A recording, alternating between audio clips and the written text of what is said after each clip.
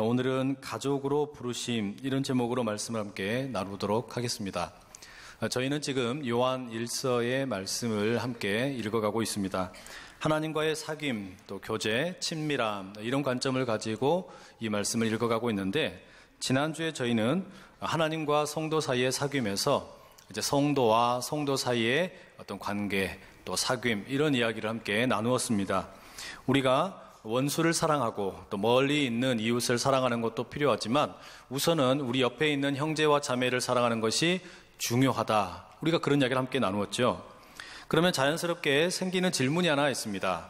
지금 오늘 내가 내 옆에서 사랑해야 할 그 형제와 자매가 누구냐라는 겁니다.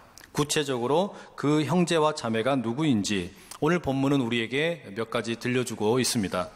본문에 보게 되면 교회 안에 다양한 그룹이 있음을 알 수가 있죠. 12절에는 자녀들을, 13절에는 아비들과 청년들을, 그리고 14절에는 아이들, 아비들, 청년들을 각각 언급하고 있습니다. 그래서 자녀들, 아비들, 청년들, 아이들까지 모두 4가지의 그룹이 언급이 되고 있습니다. 그런데 이 12절의 자녀들은 사실상 14절에 나오는 아이들과 별반 다를 바가 없기 때문에 이 본문에서 지금 사도 요한은 자녀들을 향하여 2번 이야기하고 있고, 그리고 아비들을 향해서도 2번 이야기하고 있고, 그리고 청년들을 향해서도 2번 이야기하고 있습니다. 그러면 이 설교자가 지금 말하는 우리가 먼저 사랑해야 할 교회 안에 있는 형제와 자매는 곧 그 아비들과 청년들, 그리고 자녀들이라고 말할 수 있을 것입니다. 여러분, 왜 이 설교자가 자녀들이나 아비들이나 청년들에 대해서 언급을 하겠습니까? 그 이유는 이 교회가 가족이기 때문입니다. 사실 여러분, 우리가 교회에 모여있는 사람들 참 다양합니다. 그래서 이 교회에 모여있는 사람들을 우리가 분류해 보자면 다양한 방식으로 나눌 수 있습니다. 고향이 어디인지에 따라서 나눠볼 수 있겠죠. 또 학력 수준이 어느 정도 되는지에 따라서 나눠볼 수도 있습니다. 돈이 얼마나 많느냐 이걸 가지고서 우리가 나누어 볼 수도 있겠고, 얼굴의 생김새를 가지고 나누어 볼 수도 있고, 피부 색깔이나 성격을 가지고서 나누어 볼 수도 있습니다. 그런데 지금 사도 요한은 교회 안에 있는 자신의 목회의 그 어떤 성도들을 그런 것을 가지고 구분하거나 또는 나누지 않습니다. 오로지 성도를 구별할 때 연령을 따라서 자녀들 혹은 아비들 혹은 청년들로 나눌 뿐입니다. 왜 그렇습니까? 교회가 가족이기 때문입니다. 13절과 14절에서 먼저 청년들을 향해서는 이렇게 말해주고 있죠. 청년들아, 너희가 악한 자를 이겼기 때문에, 청년들아, 너희가 강하고 말씀이 너희 안에 거하고 흉악한 자를 이겼기 때문에 내가 이 편지를 너희에게 쓴다. 설교자는 청년들이 이미 복음을 알고 있고 그 복음의 능력으로 악한 사탄 마귀를 이기고 말씀이 그들 안에 있음을 기뻐하면서 칭찬합니다. 그리고 말하는 거예요. 교회 안에는 아비들도 있다. 그리고 13절과 14절에는 또 아비들에 대해서도 이렇게 말합니다. 아비들아, 너희가 예수님과 하나님을 알기 때문에, 아비들아, 너희가 태초부터 계신 이를 알기 때문에 내가 이 편지를 너희에게 쓴다. 사도 요한은 아비들이 오래전부터 예수님을 알고 있었던 사실, 태초부터 계신 이를 알고 있다는 그 사실을 기뻐합니다. 칭찬하죠? 그리고 선포합니다. 아비들아, 교회 안에는 청년들도 있다. 이 말씀입니다. 이게 무슨 이야기입니까? 교회 안에서 우리가 먼저 사랑하고 또 어떤 돌봐야 할 그 형제와 자매는 바로 아비들이면서 동시에 청년들이라는 말입니다. 내가 사랑해야 할 청년들이 있고 내가 존경하고 사랑해야 할 아비들이 있다라는 말입니다. 아비들의 사랑의 대상이 청년이고 청년들의 사랑의 대상이 아비라는 말입니다. 그러면 남겨진 또 한 명의 그룹이 있죠. 이 자녀들은 누구입니까? 아이들은 누구를 말하는 걸까요? 이 12절과 14절에 자녀들 그리고 아이들에 대해서는 이렇게 언급을 합니다. 자녀들아, 너희가 죄를 사함받았기 때문에, 아이들아, 너희가 하나님 아버지를 알기 때문에 내가 이 편지를 쓴다. 근데 여러분, 이 자녀 또는 아이 이렇게 언급하고 있지만 이것은 연령을 따라서 구분하는 것이라기보다는 지금 사도 요한이 목회하고 있는 온 성도들을 통칭해서 부르는 표현이라고 보는 것이 보다 정확한 표현입니다. 왜 그런가 하면 사도 요한이 앞서 2장 1절에서는 나의 자녀들아 내가 이것을 너희에게 쓰면 이렇게 말하고요. 2장 18절에는 아이들아 지금은 마지막 때라. 또 2장 28절에는 자녀들아 이제 그의 안에 거하라. 이런 식으로 지금 사도 요한이 자신이 목회하는 그 목회지의 성도들을 통칭해서 표현할 때 때로는 자녀들, 때로는 아이들, 때로는 사랑하는 자들 이렇게 부르고 있습니다. 그러니 연령을 기준으로 보면 어떤 이는 아비에 해당하고 어떤 이는 청년에 해당하지만 그 모두가 다 무엇이라는 겁니까? 하나님의 자녀라는 거예요. 하나님의 아이라는 겁니다. 그러니 여기서 우리가 분명하게 말할 수 있는 것은 교회가 영적인 가족 공동체라는 겁니다. 우리 모두가 하나님의 자녀이고 하나님의 아이이기 때문입니다. 그래서 어떤 이는 아비이고 어떤 이는 청년, 자녀일지라도 우리는 자연스레 하나님을 아빠, 아버지라고 부르는 영적인 가족 공동체가 되는 것이지요. 여러분, 교회는 영적인 가족임에 틀림이 없습니다. 우리는 성찬을 통해서 예수님의 피를 나누고 또 예수님의 살을 나누어 먹습니다. 여러분, 피와 살에 이렇게 참여할 때 우리는 서로를 이제 동일한 아빠, 아버지를 하나님을 아빠, 아버지라고 부르는 형제요, 자매라고 말하는 것이죠. 그러니 이렇게 새롭게 가족이 된 서로가 서로를 더 뜨겁게 사랑하는 우리 아름다운 믿음의 공동체 될 수 있기를 간절히 축복합니다. 그런데 오늘 본문에서 조금 더 유심히 우리가 들여다봐야 될 내용이 있습니다. 그것은 가족을 구성하는 다양한 구성원들 가운데 왜 하필이면 아비와 청년을 이렇게 부각시켜서 이들에 대해서만 언급하고 있을까 하는 점입니다. 바울 서신에 보게 되면 특히 에베소서 5장과 6장 이 내용에 가보게 되면 이 가족을 구성하는 다양한 이들을 향하여 바울이 권면하는 내용이 나옵니다. 남편과 아내 또는 형제들, 심지어는 어떤 주인과 종의 관계에 대해서도 언급을 해주고 있습니다. 그런데 사도 요한은 성도들이 특별히 사랑해야 할 대상에 대해서 언급을 하면서 그런 이야기들은 전혀 하지 않고 오로지 아비들과 청년들에 대해서만 이야기하고 있는 것이죠. 왜 이렇게 했을까요? 왜 아비들과 청년들에 대해서만 사도 요한이 목회하는 그 교회의 성도들을 나누어서 부르고 있겠습니까?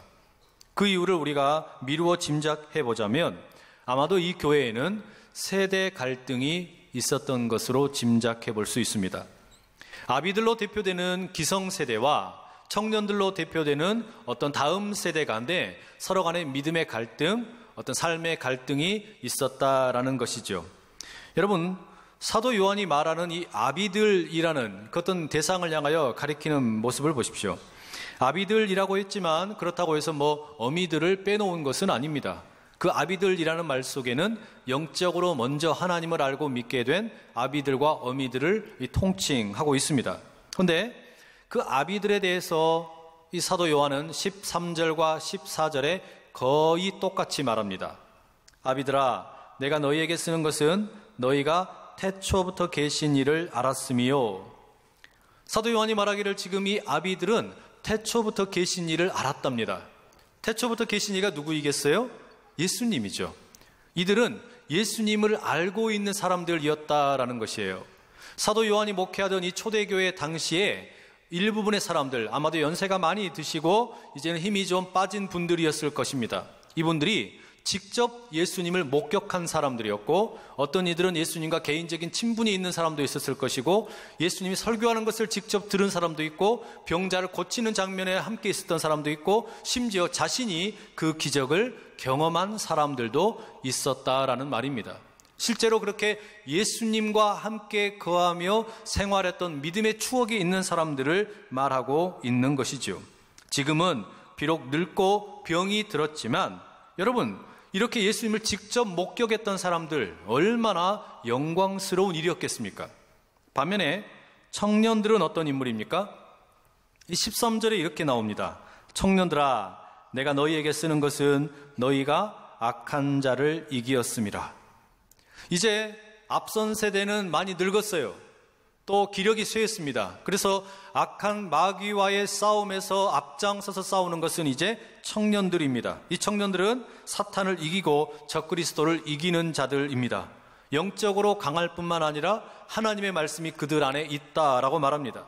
말하자면 지금 교회의 주축을 이루고 있습니다. 힘이 있고 능력이 있는 사람들입니다. 그럼 여러분, 이제 우리가 아비들과 청년들 사이에 이 교회 안에서 어떤 갈등이 있었을지 짐작을 해볼 수 있습니다. 아비들은 예수님과 동시대를 살았고 예수님을 직접 보고 만져보기도 하고 경험을 했기 때문에 그 어떤 영적인 어떤 경험, 이런 것들이 충만한 사람들입니다. 그들은 어떤 영적인 지식이 있고 지혜가 있는 사람들입니다. 이런 아비들이 보기에 같은 교회에서 생활하고 있는 청년들은 패기는 있을지 모르지만 영적으로 신중하지 못해 보이고 어설퍼 보였을지 모릅니다.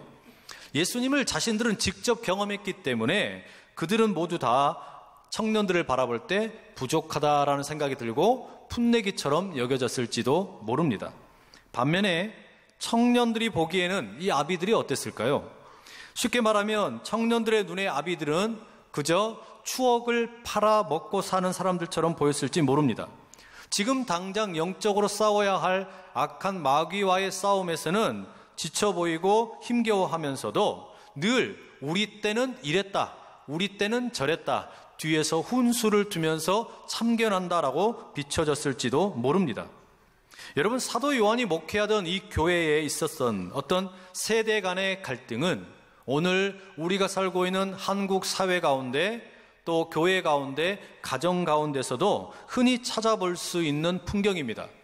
우리가 잘 아는 것처럼 오늘은 6.25 한국전쟁이 발발한 지 67주년이 되는 날입니다.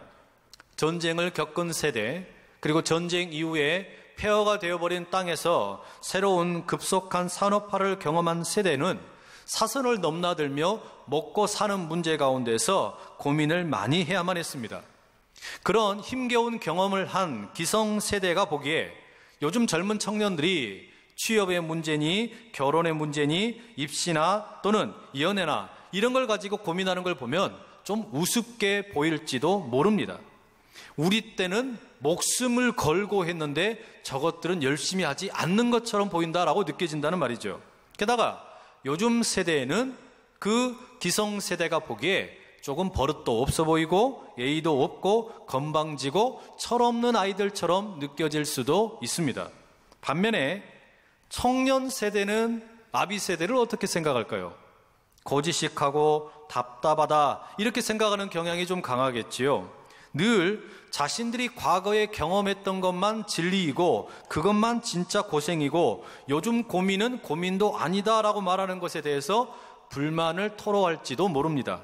과거의 기성세대는 열심히 노력하면 집도 사고 자동차도 샀는데 지금 뭔가 보상이 주어졌는데 헌데 지금 젊은 세대는 아무리 노력을 해도 빚더미 가운데서 허덕이고 있다라는 이 현실을 기성세대가 몰라준다라고 불만을 터뜨립니다.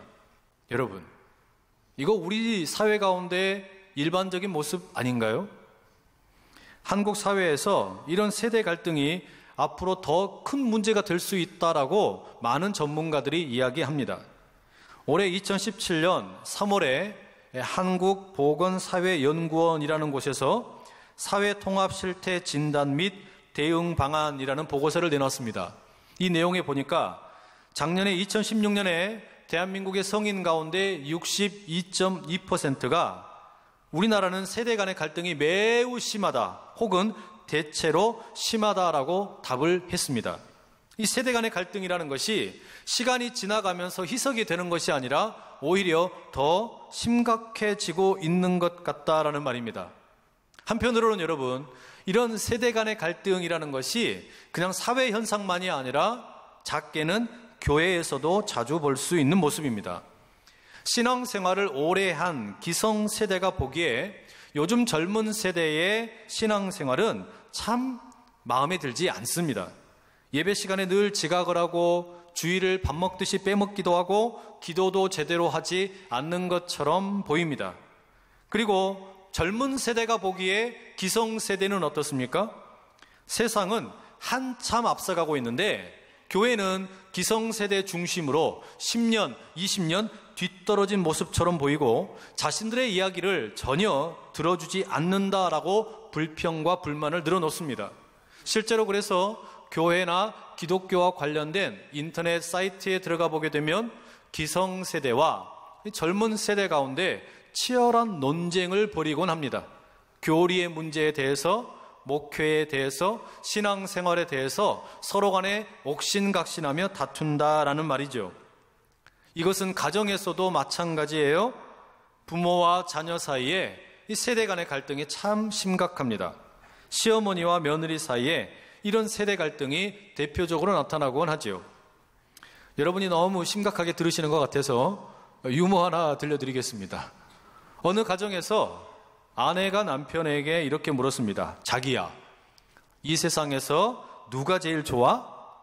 그야 물론 당신이지. 그러면 두 번째는 누가 좋아? 우리 예쁜 아들이지. 세 번째는 누가 좋아? 물론 예쁜 당신을 낳아준 우리 장모님이지. 네 번째는 누가 좋아? 우리 집 애견 멍멍이지. 다섯 번째는 누가 좋아? 우리 엄마지. 그런데 문 밖에서 우연히 이 아들 부부의 대화를 시어머니가 듣게 되었습니다. 다음날 이 시어머니가 밖에 나가면서 냉장고에 메모지를 붙여놓고 가셨습니다. 1번 보아라, 5번 노인정 간다. 이렇게. 여러분, 이런 세대 간의 갈등으로 인해서 우리의 사회, 또 교회, 가정 안에 갈라지는 이런 현상, 여러분 어떻게 하면 우리가 답을 찾고 해결할 수 있겠습니까? 이런 세대 갈등이 자리하고 있는 교회에 대해 사도 요한이 내리는 처방 무엇입니까? 교회는 하나님의 가족이라고 말하고 있습니다. 하나님의 가족으로서 교회의 모든 구성원들이 존재할 뿐만 아니라 나아가 뭐라고 말하냐? 서로를 긍정의 눈으로 바라보아야 한다라고 이야기해 줍니다. 그래서 설교자 요한이 아비들을 향하여 이야기할 때, 또 청년들을 향하여 이야기할 때 그들이 가지고 있는 어떤 약점이나 문제나 허물이나 이런 것을 이야기하는 장면을 오늘 우리가 본문에서 하나도 찾아볼 수가 없습니다. 아비들을 향해서 늙어서 힘없는 사람들 이렇게 이야기하지 않는 거예요. 젊은이들을 향해서 철없는 것들 이렇게 이야기하지 않는 겁니다. 그럼 뭐라고 이야기합니까? 두 그룹을 향해서 칭찬과 격려와 긍정의 언어로 표현하고 있다는 말이에요. 그래서 아비들에게는 그들이 태초부터 계신 분을 알고 있다라는 사실을 부각시키며 칭찬합니다. 당신들은 예수님께서 이 땅에 거하실 때 함께 돌아다녔고 함께 생활했던 믿음의 영웅들입니다. 이렇게 이야기하는 겁니다. 또한 청년들에 대해서도 말하죠. 청년들 당신들은 이제 교회의 주역이 되어서 사탄을 무찌르고 이기고 강한 힘이 있고 하나님의 말씀이 당신들 안에 있습니다. 이렇게 칭찬을 하는 거예요. 이게 무슨 말이겠어요? 상대방의 긍정적인 면을 찾아내서 칭찬하고 격려하고 있는 겁니다. 그러면 서로를 사랑할 수 있다라는 그런 말이 되겠죠. 문제는요, 우리가 누군가를 바라보면서 교회 안에서 칭찬하고 싶고 격려하고 싶고 또 긍정적으로 말하고 싶은데 그 사람의 허물도 보이고 문제도 보이고 여러 가지 연약한 약점들이 보일 때 어떻게 할 거냐는 거예요. 그런 문제들이 보이는데 어떻게 그런 것을 긍정적인 것으로 바꾸어서 말해줄 수 있을까? 그게 어떻게 가능하겠습니까? 상대방을 선물로 생각하면 가능합니다. 상대방이 나에게 선물로 주어진 존재라고 생각하면 그게 가능해진다라는 거예요. 여러분, 교회를 우리가 하나님의 가족이라고 말하죠. 처음부터 우리가 하나님의 가족이 된 것이 아닙니다. 본래 우리는 서로 간에 모르던 사람들이었습니다. 그런데 동일한 하나님, 그 하나님을 아버지라고 부르게 되면서 우리가 서로 간에 다 함께 양자가 되고 양녀가 되어서 또 다른 형제 자매가 된 것이죠. 그러니 새로운 가족은 우리에게 새로운 선물이 되는 것입니다. 나아가 사실 구약 민수기 18장 6절 7절에서는 바로 그런 것을 어떻게 이해할 것인지 우리에게 가르쳐주고 있습니다. 보라, 내가 이스라엘 자손 중에서 너희의 형제 레위인을 택하여 내게 돌리고 너희에게 선물로 주어 회막의 일을 하게 하였나니 너와 네 아들들은 제단과 휘장 안의 모든 일에 대하여 제사장의 직분을 지켜 섬기라. 내가 제사장의 직분을 너희에게 선물로 주었은즉 거기 가까이 하는 외인은 죽임을 당할지니라. 이 구약시대에 사실 레위인들, 이 제사장과 레위인들은 땅을 기업으로 받지 못했습니다. 대신에 이스라엘 공동체 전체가 하나님께 드리는 예물을 통하여 먹고 마시며 살았습니다. 그런데 하나님께서 이 레위인들과 제사장들에 대해서 뭐라고 말씀하시냐면 이들이 이스라엘 전체를 위한 하나님의 선물이 된다라고 말씀을 하시는 겁니다. 왜냐하면 이 레위인들과 제사장들이 있기 때문에 이스라엘 공동체가 하나님께 예배를 드릴 수 있다라는 것이죠. 하나님께 예배를 드릴 수 있도록 이들이 앞장서서 돕기 때문에 모든 이스라엘을 향해 레위인과 제사장들은 선물이라고 부릅니다. 그런데 우리가 이 제사장을 향하여, 레위인을 향하여 이스라엘을 향한 선물이라고 하신 말씀을 신약 성경에 가지고 와서 가만히 적용시켜 보면 우리 모두를 향한 말씀임을 깨닫게 됩니다. 베드로 사도가 베드로전서 2장 9절에서 우리 모든 그리스도인을 가리켜 왕같은 제사장이라고 부르고 있습니다. 이제는 우리가 왕같은 제사장이 되어서 과거의 구약시대에는 아론의 자손들만 제사장 역할을 했지만 우리 모두가 서로가 서로를 위한 제사장이 된다라는 것이지요. 제사장이 옆에 있는 사람의 예배를 도와주는 것처럼 이제 우리는 교회 안에 함께 모여 있으면서 다른 사람의 예배를 돕는 제사장 역할을 하게 됩니다. 그러면 옆에 있는 내 형제나 자매는 나의 예배를 돕는 선물이 되는 것이고 나도 옆에 있는 사람의 예배를 돕는 선물이 된다라는 것이죠. 그러니 여러분, 옆에 있는 분을 한번 보십시오. 옆에 있는 분이 어떻게 생기셨어요? 예쁩니까?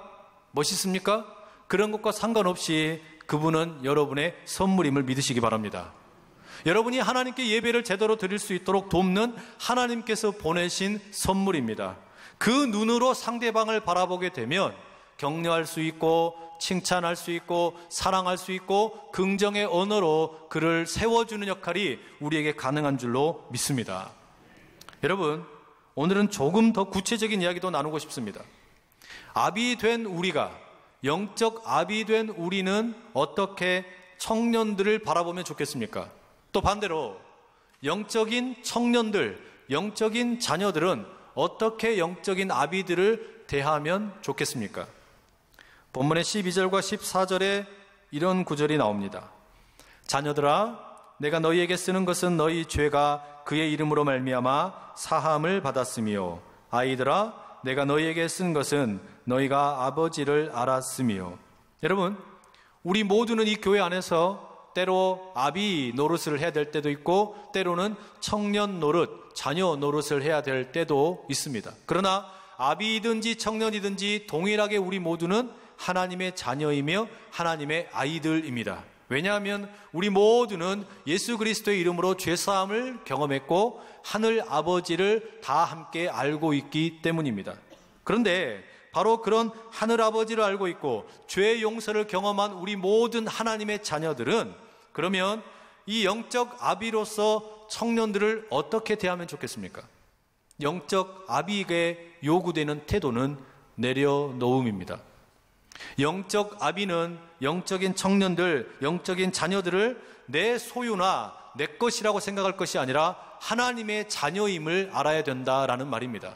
내가 아비이기 때문에 내 자녀는 내 것이 아니라 이들이 먼저는 하나님의 자녀임을 인정해야 한다라는 것이죠. 하나님께 자녀 세대, 청년 세대의 주인 되심을 맡겨 놓아야지 내가 자꾸 소유를 주장하면 안 된다라는 말이에요. 왜냐하면 요즘에 영적인 어미나 아비에게 있어서 가장 내려놓기 힘든 것이 무슨 돈이나 명예나 출세가 아니라 자녀들이기 때문입니다. 자녀들을 내려놓는 것이 영적으로 가장 어려운 일입니다. 다른 것은 다 하나님께 맡긴다고 말하면서도 자녀의 문제를 내려놓지 못하는, 청년의 문제를 내려놓지 못하는 부모가 참 많이 있습니다. 사랑하는 영적 아비, 어미 여러분, 우리의 눈에 보기에, 여러분의 눈에 보기에 청년들과 자녀들이 성에 차지 않지요. 부족해 보이는 것이 많지요. 그래서 잘 되라고 꾸짖기도 하고 나무라고 싶은 적도 많습니다. 그러나 하나님께 그 청년 세대를, 자녀 세대를 맡겨 드리실 수 있기를 축복합니다. 하나님께서 책임져 주십니다. 내가 붙들면 내 자녀이지만 하나님께서 붙드시면 하나님의 자녀이기 때문입니다. 때문에 그 은혜로 청년들과 자녀들을 온전히 내려놓는 용기가 있으시기를 간절히 축복합니다. 그렇다면 이제 거꾸로 영적인 자녀는 어떻게 영적인 아비들과 영적인 어미들을 대하면 좋겠습니까? 눈높이를 맞추는 것이 필요합니다. 눈높이를 맞춘다라는 것은 영적 아비와 어미가 살아온 그 삶의 역사를 진지하게 경청한다는 의미입니다. 젊은이들의 눈에 보기에 영적인 아비들과 어미들의 삶의 역사는 허물도 많아 보이고 실패한 것처럼 보이고 많은 문제가 있어 보일 수 있습니다. 그러나 그 삶의 역사 속에 들어가서 가만히 이야기를 듣다 보면 그 속에는 삶에 대한 진지함과 하나님에 대한 믿음과 신앙에 대한 어떤 지혜가 가득 담겨 있음을 배우게 됩니다. 그러니 영적인 청년과 자녀들에게 있어서 아비들과 어미들을 대하는 태도는 눈높이를 맞추고 그분들의 삶을 귀 기울이게 될 때 어마어마한 영적인 보화들을 발견할 수 있게 된다라는 것이죠.